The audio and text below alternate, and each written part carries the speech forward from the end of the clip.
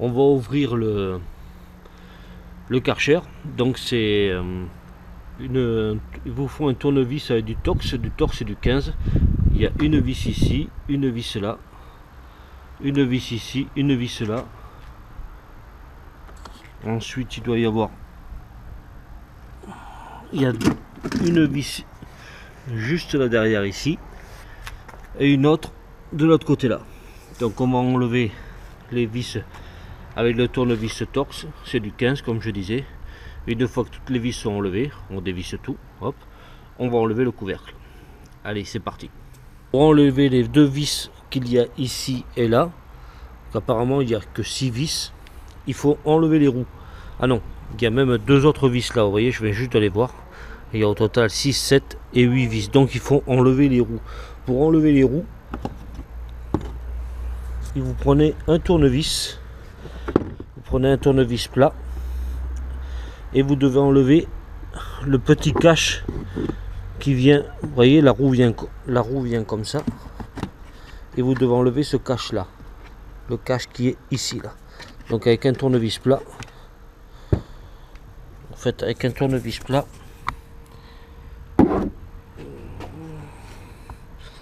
vous faites des mouvements. Là je suis tout seul donc c'est pas évident quand on est tout seul, mais vous faites un petit mouvement de va-et-vient comme ça avec le tournevis plat. Vous tenez la roue, vous faites un petit mouvement de va-et-vient et vous enlevez le petit cache ici et vous retirez la roue. Voilà, là je peux pas vous montrer parce que je suis en train de filmer et je peux pas tenir la roue, la caméra est enlevée. Donc vous faites des petits mouvements de va-et-vient avec un tournevis plat, vous faites sauter le petit cache ici et vous avez, une fois qu'il est sorti, vous devez sortir à peu près une tige comme ça et vous pourrez enlever la roue. Et vous pouvez enlever la roue. Donc là je vais le faire maintenant et après je refilme. Donc une fois que vous avez enlevé les deux roues en enlevant les deux caches comme on l'a vu pour les faire sauter avec un tournevis plat, vous ne reste plus qu'à enlever les 4 autres vis qui se trouvent là, là, là et là, ce qui vous fait un total de 8 vis. Donc une fois que vous enlevez ces 8 vis, on va retirer le cache de devant. Une fois qu'on a enlevé les 8 vis comme je vous ai montré tout à l'heure, on va enlever ce petit cache ici pour pouvoir retirer, enfin on va dévisser l'embout où on peut connecter le tuyau d'arrosage et on va enlever le cache de devant. Donc je le fais et on enlève le cache de devant. Donc j'ai enlevé le petit embout pour connecter le tuyau d'arrosage et on va enlever le cache de devant. Mais vous voyez, pour enlever le cache devant, il y a un petit bout de polystyrène qui se trouve là-bas. Donc là, on va l'enlever aussi.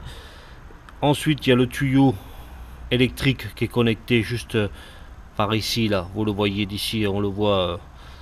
Attendez, je vais essayer de... C'est vrai que je suis tout seul, donc c'est pas évident. Je vais essayer de vous montrer le mieux possible, mais tout seul, c'est vrai que c'est pas facile. Mais enfin, on va essayer quand même.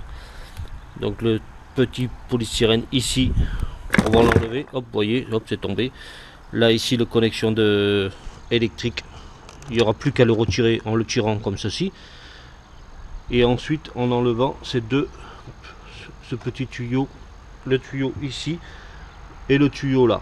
Quoique le tuyau là, je ne sais même pas s'il y a besoin de l'enlever. Mais enfin, on va enlever ça. Dès que c'est fait, je reprends la vidéo. Voilà, une fois le cache enlevé, tuyau déconnecté, voilà comment on se retrouve. On en profite pour enlever avec une petite pince le petit...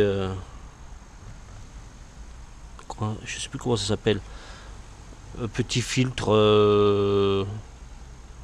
à eau, je me rappelle plus comment ça s'appelle. Enfin bref, vous enlevez ceci avec une petite pince. Si vous le nettoyez avec un petit coton-tige, vous voyez, un coton-tige ici, vous nettoyez, vous en profitez, vous le passez sous l'eau, puis vous nettoyez au coton-tige.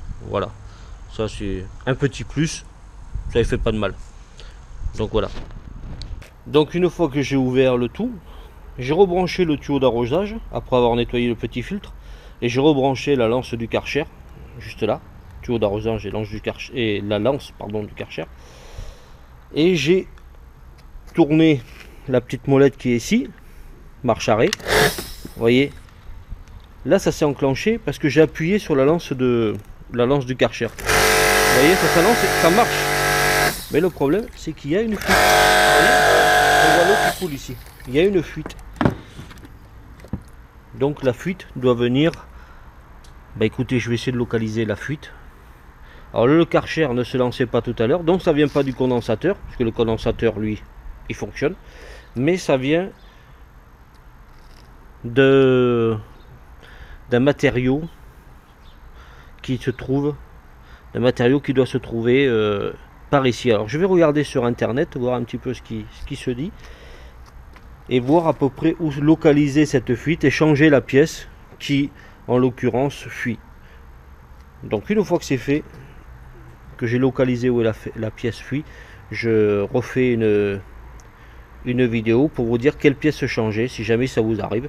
Comme on a vu tout à l'heure, le Karcher ne se lançait pas, il ne démarrait pas.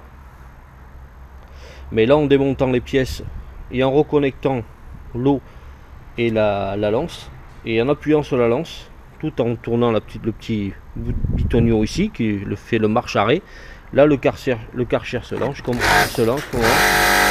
mais vous voyez, il y a une grosse fuite ici.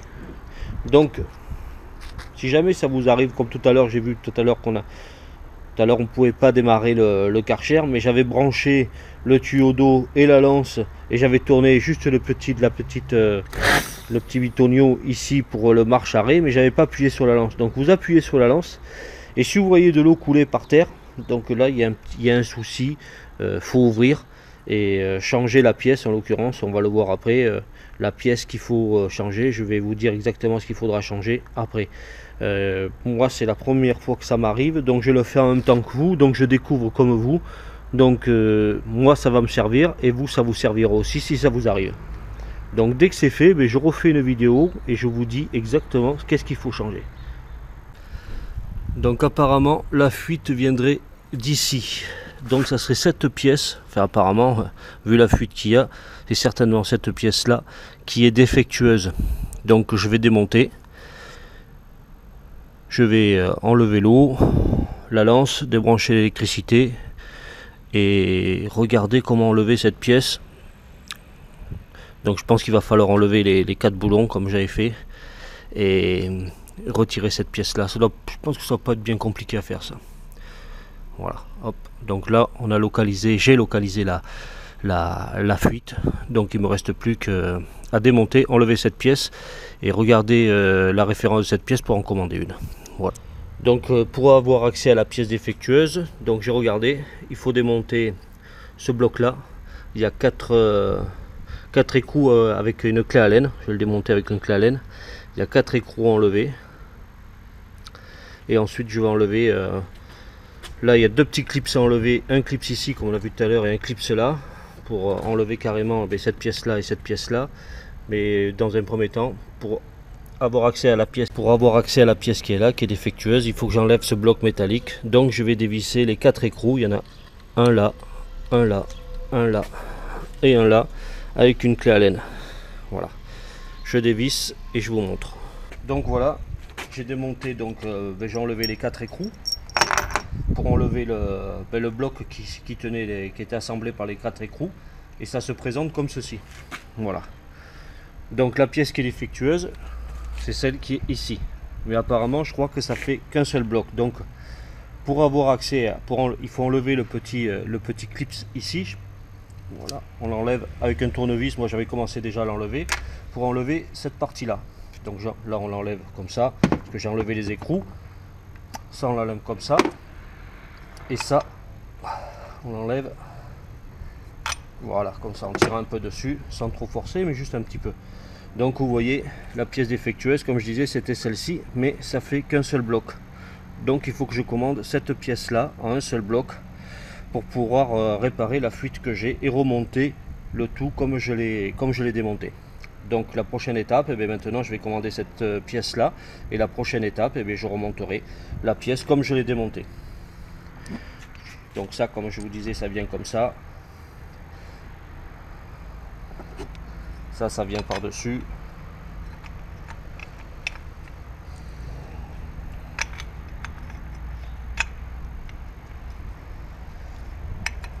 Voilà, hop, ça vient par-dessus. Ça se clipse avec le petit clip qu'on a enlevé tout à l'heure sur le côté, comme ceci. Hop, je remettrai le clips. Et ensuite je repositionnerai comme j'ai enlevé et je revisserai. Et ça sera la prochaine étape. Comme vous démontez, vous remontez. Donc vous ne vous précipitez pas quand vous démontez quelque chose. Soit vous faites comme moi, vous filmez, soit vous faites un dessin.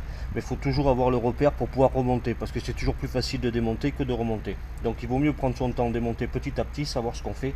Et une fois qu'on remontera, on n'aura pas de mauvaise surprise. On saura exactement comment on l'a enlevé, qu'est-ce qu'on a enlevé. Et pour remonter, ça sera plus simple. Voilà. Donc comme je vous disais, je vais commander la pièce que je vous ai montré tout à l'heure. Et ensuite, on passera à la phase de remontage. Et on verra si ça fonctionne. Voilà. Allez, à plus tard.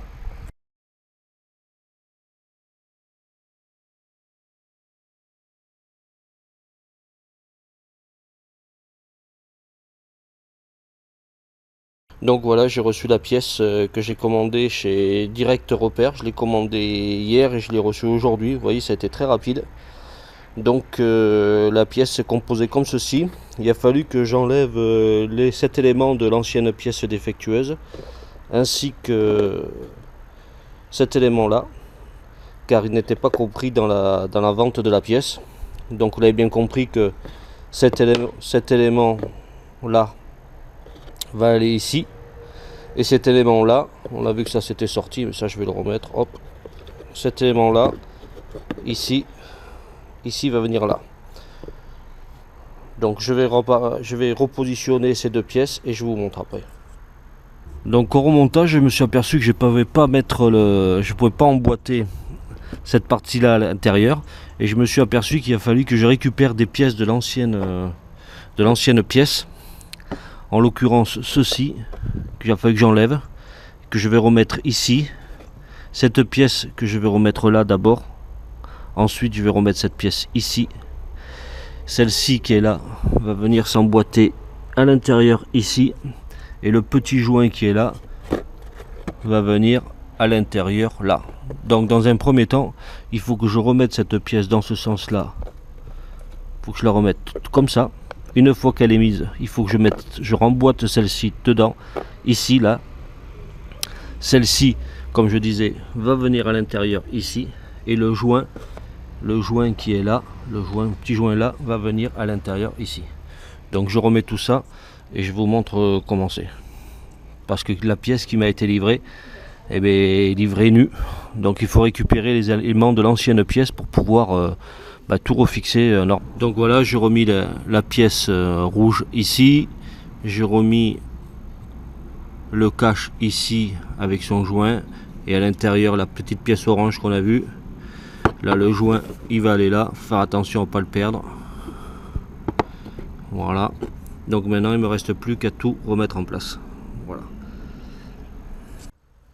Donc là, je viens de remettre la partie basse. Donc là, j'ai pu l'emboîter facilement. Il faut bien appuyer pour bien que le joint rentre à l'intérieur pour que ça fasse une bonne étanchéité. Voilà. Maintenant, je vais remonter cette pièce que je vais mettre ici et le clips en travers pour maintenir la pièce. Donc là, je reviens de remettre la partie que je vous ai montré tout à l'heure avec le petit clips. Et maintenant, je vais remettre la partie métallique ici, en faisant attention à mettre le petit crochet là pour pouvoir emboîter ensuite, ceci.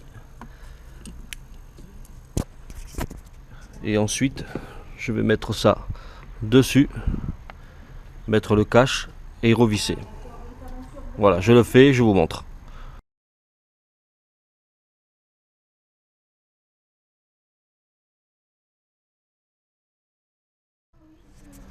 Donc là, j'ai positionné ma pièce, j'ai remis la partie métallique que je vous avais pas montré tout à l'heure en haut. J'ai positionné mon interrupteur pour la marche arrêt. Je l'ai emboîté dans la petite bitonio. Là, ici en bas aussi, j'ai positionné mes vis pour pouvoir visser. Et au fur et à mesure que il faut appuyer parce que c'est quand même assez chaud. Être deux, c'est mieux pour visser ça. Honnêtement, être deux, c'est mieux. Moi, je suis tout seul, mais être deux, c'est mieux. Et au fur et à mesure que vous allez visser, vous vérifiez bien que tout rentre bien dedans, quoi. Tout s'emboîte bien. Et à la fin, vous vissez très bien. Donc voilà, je vais passer à la partie vissage, moi. Donc voilà, j'ai remonté la pièce. Donc au fur et à mesure que j'ai vissé, j'ai bien regardé que ça s'emboîte, ces deux embouts là s'emboîtent bien à l'intérieur ici. Ensuite j'ai bien serré les 4 vis, j'ai vissé au fur et à mesure pour équilibrer le serrage. Donc au fur et à mesure j'ai serré, j'ai vérifié que ça c'était bien rentré à l'intérieur et que là où il y a le petit encoche qu'on a vu tout à l'heure, ça s'emboîtait bien dedans. Donc j'ai remis là où se fixe la lance ici, j'ai remis le petit clips. Donc voilà, maintenant je vais passer au test, voir si tout fonctionne correctement. Tout remonté, j'ai tout remis en place. Et comme on peut voir, bon là c'est une petite fuite ici, mais ça c'est rien, c'est au niveau du code de la connexion du, comment s'appelle, du robinet d'eau, de l'arrivée d'eau plutôt. Donc la fuite que j'avais avant,